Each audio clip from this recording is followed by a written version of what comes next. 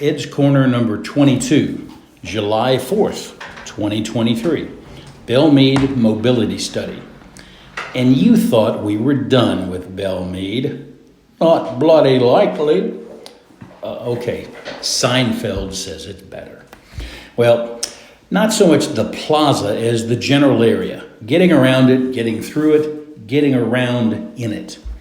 One of the benefits of that whole exercise about the future of the corner where Belle Meade Plaza sits is that the city did not do just a traffic study, but a mobility study. And not just the road in front of the plaza, but the length of Harding Road from St. Thomas to Linwood. Not just car counts, but looking at other means of conveyance. Walking, biking, buses, scooters, Ubers. More people pedaling their feet and pedaling their bikes. Fewer people working the pedals on the floorboard of an automobile. Using new words like adaptive capabilities, neighborhoods, traffic calming, conveyance. And rather than a car-centric universe, looking at how everything should work together. Car lanes and bus lanes, and sidewalks and transit and parks and greenways, and Richland Creek as a blue way. And how three impending developments, separate but occurring at the same time, should work, if not in concert, at least not in conflict, creating new problems and new headaches and, God help us, a whole nother round of, oh, good grief, community meetings. Because it isn't just Belle Meade Plaza that is being redone. H.G. Hill is redeveloping the Harding Town Center on the site of the MAPCO, which some of us remember as the location of Jimmy Kelly's years ago, and Taco Bell, Judy's Hamburgers in the 70s, Bojangles in the 80s, SunTrust, Third National Bank, with Tammy the Timeless Teller, spokesperson for this new thing called an ATM, and the now gone Imperial House and other parcels. And across the street, the former Belle Meade Theater, where my family saw The Sound of Music.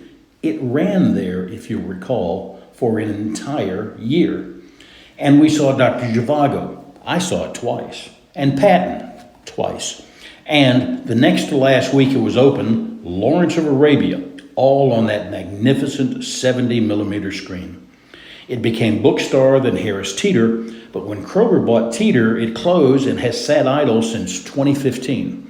Kroger plans to move from the plaza to the Teeter, bringing its traffic, much greater than Teeter ever saw, which has to park in a garage described by some locals as jammed in and difficult. How do people and vehicular traffic move with all that new stuff? And how will people deal with Ensworth School drop-offs and pickups and the newly opened The Manning?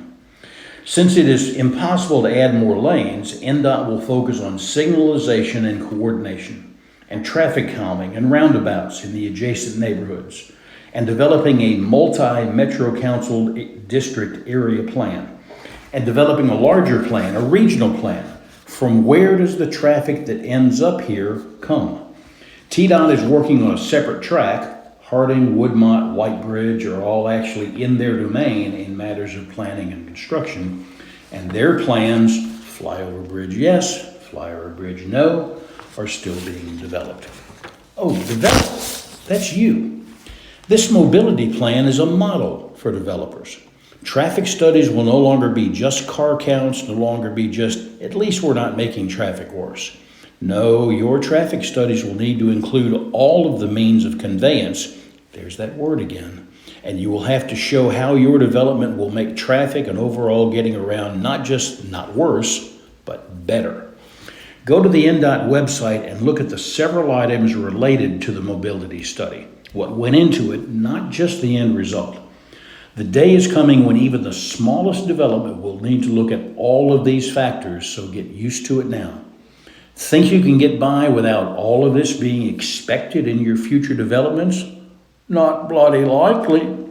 No, definitely he does it better than me. I'm Ed Branding.